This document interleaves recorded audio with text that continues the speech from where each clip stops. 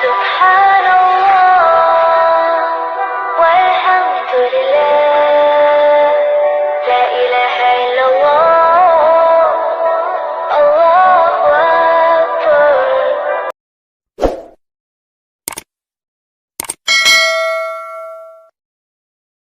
الرجیم بسم اللہ الرحمن الرحیم وَإِن يَمْسَسْكَ اللَّهُ بِضُرٍّ فَلَا كَاشِفَ لَهُ إِلَّا هُوَ وَإِن يُرِدْكَ بِخَيْرٍ فَلَا رَادَّ لِفَضْلِهِ يُصِيبُ بِهِ مَن يَشَاءُ مِنْ عِبَادِهِ وَهُوَ الْغَفُورُ الرَّحِيمُ. صدق اللہ العظیم. اللہم صلی علی سیدنا و مولانا محمد و آلہ و اصحابہ و بارک وسلم. اور اگر پہنچائے تجھے اللہ تعالیٰ تکلیف تو نہیں کوئی دور کرنے والا اسے بجز اس کے، اور اگر ارادہ فرمائے تیرے لیے کسی بھلائی کا تو کوئی رد کرنے والا نہیں اس کے فضل کو. سرفراز فرماتا ہے اپنے فضل و کرم سے جس کو چاہتا ہے اپنے بندوں سے، اور وہی بہت بخشنے والا ہمیشہ رحم فرمانے والا ہے.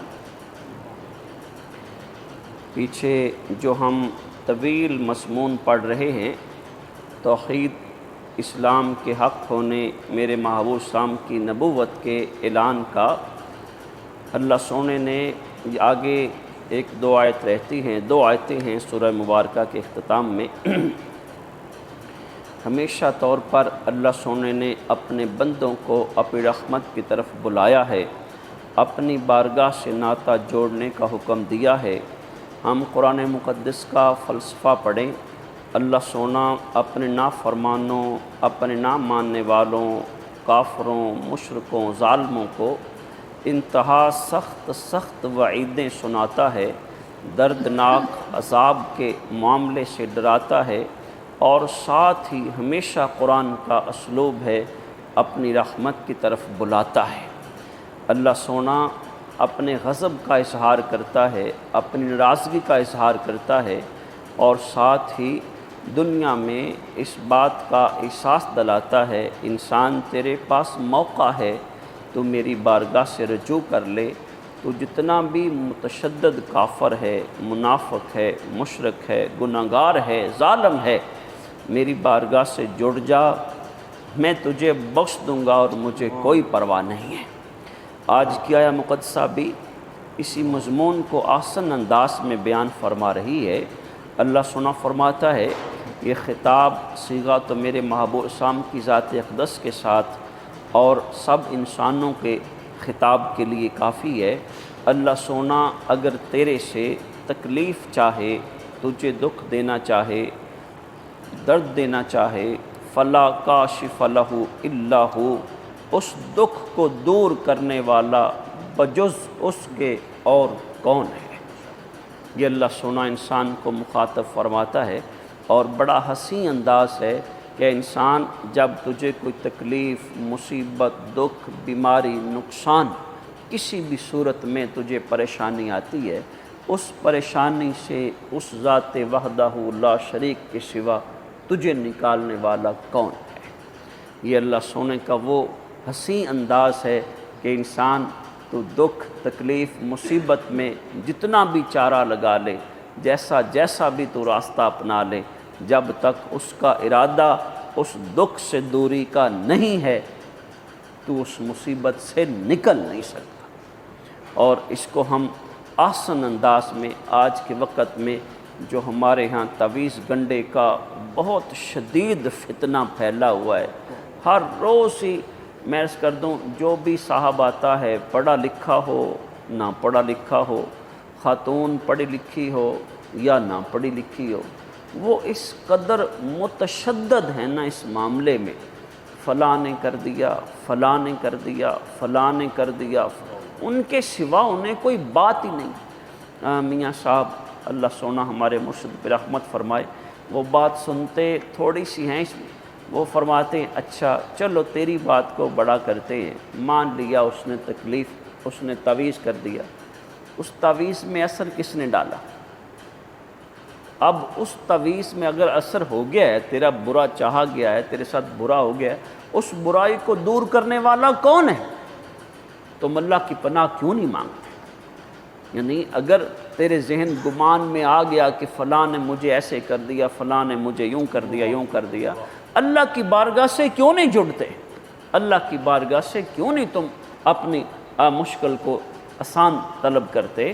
یعنی یہ ہم کہ فلاں تویز کی وجہ سے میرا فلاں نقصان ہو گیا، دکان پر کوئی گاہک نہیں آتا، کوئی رشتہ نہیں ہوتا، پاؤں آگے کو کرتے ہیں پیچھے کو کھسکتا ہے، یعنی پتہ نہیں ہمیں کہاں کہاں سے کیا کیا وہم و گمان اور ہمارے ذہن پر، میں نے کہا کہ پڑھے لکھے اور پھر جب مذہبی طبقہ مجھے ایسا بولتا نظر آتا ہے پھر مجھے اور دکھ ہوتا ہے کہ بھی تو نے مذہب پڑھا ہے، دین پڑھا ہے، تو تیرے اوپر دین کا نشان ہے اور تو بھی وہ گرا پڑا ہے، تو الٹا پڑا ہے ایسے۔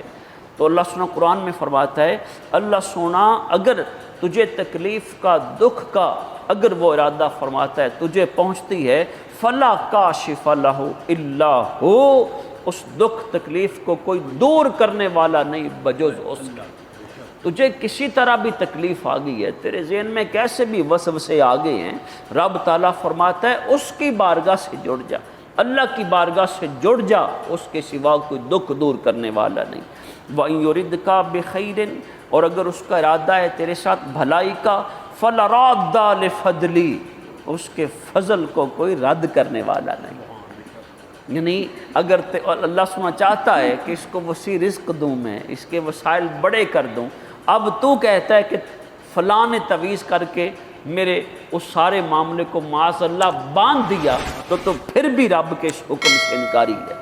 اللہ سنا فرماتا ہے کہ میں کسی کے ساتھ فضل کا ارادہ کروں تو اسے کوئی رد نہیں کر سکتا، اور تو کہتا ہے کہ میرے گاہک تو بڑے آتے ہیں، میرا معاملہ تو بڑا آسان ہوتا ہے، فلاں تویز نے میرا فلاں معاملہ باندھ دیا۔ یعنی رب تیرے ساتھ بھلا چاہتا ہے، رب تیرے ساتھ بھلائی چاہتا ہے، اور فلاں نے تویز کر کے رب کی بھلائی کو، رب کے ارادے کو معاذ اللہ روک دیا۔ استغفر اللہ علیہ وسلم، ایسا کیسے ہو سکتا ہے؟ اللہ سونا فرماتا ہے کہ جب رب سونا کسی کے ساتھ بھلائی کا ارادہ کرتا ہے اس کی بھلائی کو کوئی روک نہیں سکتا۔ یصیب بہ من یشاء من عبادہ، اللہ سونا اپنے بندوں میں سے جس کو چاہتا ہے اپنے فضل و کرم سے سرفراز فرماتا ہے۔ یعنی اے انسان، اے مسلمان، بالخصوص اپنے ایمان کو سمجھا، اپنے ایمان کو سنبھال۔ رب دکھ دے، اس دکھ کو کوئی ٹالنے والا نہیں ہے۔ رب خیر کا ارادہ فرمائے، اس کے ارادے کو کوئی ٹالنے والا نہیں ہے۔ اس بات پہ جب تو ڈٹ جائے گا کہ دکھ میرے اللہ سونے کی مشیت کے بغیر مجھے نہیں پہنچتا، اور دکھ آتا ہے تو اس کے سوا کوئی ٹالتا نہیں ہے، اور اللہ کا ارادہ میرے ساتھ بھلائی کا ہے، اچھے رشتے کا ہے، اچھے کاروبار کا ہے، عزت کا ہے، صحت کا ہے، رب دینا چاہتا ہے تو معاذ اللہ کوئی اسے روک نہیں سکتا۔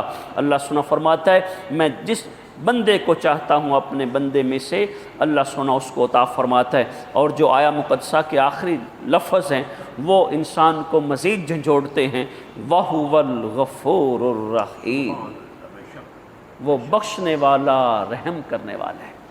اللہ سونا نے سابقہ انبیاء میں سے کسی پیغمبر پر یہ وحی بھیجی کہ اے میرے پیغمبر اپنی امت کے اہل طاعت کو کہہ دو اپنے اعمال پر بھروسہ نہ کرو، جو فرما بردار ہیں میرے پیغمبر، تیری ماننے والے ہیں، تیرے راستے پہ چلنے والے ہیں، میری بندگی کرنے والے ہیں، اپنے اعمال پہ بھروسہ نہ کرو۔ اللہ سبحانہ نے فرمایا اپنے پیغمبر کو جو گناہ گار ہیں نا وہ میری رحمت سے مایوس نہ ہو۔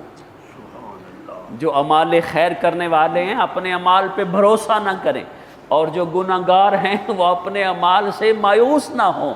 میں بڑے بڑے گناہ معاف کر دیتا ہوں، مجھے کوئی پرواہ نہیں۔ اور مفسرین نے بالخصوص ان الفاظ کے تحت فرمایا کہ اے انسان، جو اللہ سبحانہ نے فرمایا وَهُوَ الْغَفُورُ الرَّحِيمُ، اگر تیرے اعمال کی پاداش میں تجھے کوئی دکھ آتا ہے یا اللہ کی طرف سے ابتلا آتی ہے تو تب بھی اس کی بارگاہ سے بخشش مانگ، تب بھی اس کی بارگاہ سے بخشش مانگ۔ اگر تو اللہ سے فضل چاہتا ہے، اس کا کرم چاہتا ہے، تب بھی اس کی بارگاہ سے بخشش مانگ۔ تو اللہ سے اپنی تکلیف، اپنی بدحالی، اپنی بے حالی کو اچھے حال میں بدلنا چاہتا ہے تو اس کی بارگاہ سے معافی مانگ، اور اگر تو اللہ کا فضل و کرم چاہتا ہے تب بھی اس کی بارگاہ سے معافی مانگ۔ وہ الرحیم ہے، وہ بہت رحم فرمانے والا ہے، وہ ہمیشہ رحم فرمانے والا ہے۔ اور پھر یہاں تک کہا گیا کہ اللہ سونا جو تجھے کسی بھی طرح سے، جیسا ہم قرآن مقدس میں آگے پڑھتے ہیں، اللہ سونا فرماتا ہے ہم نے ان کو تکلیف میں، مصیبت میں، آیت کا مفہوم یہ ہے، اس لیے جکڑ لیا تاکہ وہ ہماری بارگاہ میں زاری کرے، ہماری بارگاہ میں معافی طلب کریں۔ یعنی اللہ فرماتا ہے ہم نے حالات کے کٹھن ان کو دی تاکہ ہماری بارگاہ سے جڑ جائیں، معافی مانگیں۔ اے انسان، تجھے ٹھوکر بھی لگتی ہے نا، تیرے ناخن کو خراش بھی آتی ہے نا، تیرے وجود کو ہلکا سا کوئی تجھے سر درد ہوتا ہے نا، تجھے کچھ اپنے وجود کے ساتھ، مال کے ساتھ، اولاد کے معاملے میں، عزت کے معاملے میں کوئی پریشانی آتی ہے، فوری اللہ کی بارگاہ سے جڑ جا، ہو میری غفلت کا نتیجہ ہے، فوری ہو میری کسی ایسی نادانی کا جو اللہ سونے کو پسند نہیں ہے۔ اے اللہ، میں اپنے جانتے ہوئے گناہوں سے بھی تیری بارگاہ میں معافی مانگتا ہوں، اور ایسے گناہ جن کو میں نہیں جانتا، نہیں سمجھتا، مولا میں ان گناہوں کی بھی تیری بارگاہ میں معافی مانگتا ہوں۔ الرحیم، وہ رحم فرمانے والا۔ میرے محبوب نے فرمایا اللہ سونا دنیا میں جس کے گناہوں پر پردہ رکھتا ہے، حشر میں بھی پردہ رکھے۔ اسلام نے کہا، میرے محبوب کی حدیث کثرت سے اس پر دال ہیں کہ اے انسان اپنے گناہوں کا اظہار نہ کر۔ میرے محبوب نے فرمایا رب تعالیٰ ہر کسی کو معاف کر دے گا، لیکن ظاہر کرنے والوں کو نہیں۔ ظاہر کرنے والے کون؟ جو رات کو گناہ کرتے ہیں، صبح آ کے بیان کرتے ہیں رات مجھ سے یہ گناہ ہو گیا یا میں نے گناہ کر لیا۔ اے انسان، اگر تجھ سے کوئی غفلت ہو جاتی ہے، تیرے سے کوئی گناہ ہو جاتا ہے، اس کو بیان نہ کر، لوگوں کو اس پر گواہ نہ بنا۔ اللہ نے چھپایا ہے تو چھپا رہنے دے، اس کی بارگاہ میں چپ کے معافی مانگ۔ اور میں نے حدیث مبارکہ سنائی، حشر کا دن ہوگا، وہ حدیث کے الفاظ مختلف الفاظ والے ہیں۔ ایک تو یوں ہے جو آج میں نے حدیث پڑھی، اللہ سنا اس پر اپنی رحمت کا ہاتھ رکھ لے گا۔ ایک حدیث میں پڑھا اللہ سنا اس کو اپنی رحمت میں ڈھانپ لے گا۔ ایک حدیث میں پڑھا کہ اللہ سنا اسے اپنی رحمت میں ڈھانپ لے گا کہ اس کے اتنے اتنے پاؤں پیچھے عوام کو نظر آئیں گے۔ اللہ سنا اس کے سامنے اس کی بدعمالیاں کرے گا۔ ہاں بھئی، انہیں پہچانتا ہے، وہ بندہ اقرار کرے گا مولا یہ میرے پاپ ہیں۔ اور ایک حدیث کے الفاظ ہیں وہ دل میں سمجھے گا تو پھنس گئے۔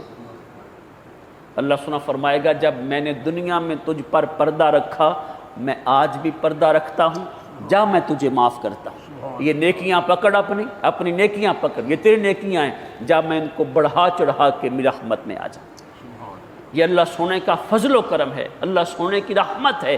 اللہ سونا فرماتا ہے وَهُوَ الْغَفُورُ الرَّحِيمُ، اے انسان دکھ میں، تکلیف میں، خوشی میں، غمی میں اس کی بارگاہ سے جڑا رہے، اس کی بارگاہ سے بخشے مانگ، اس کی بارگاہ سے فضل مانگ، بلا شبہ وہ سب عطا فرمانے والا ہے۔ اللہ سونا ہمارے ایمان کی حفاظت فرمائے۔ والصلاة والسلام علیکم۔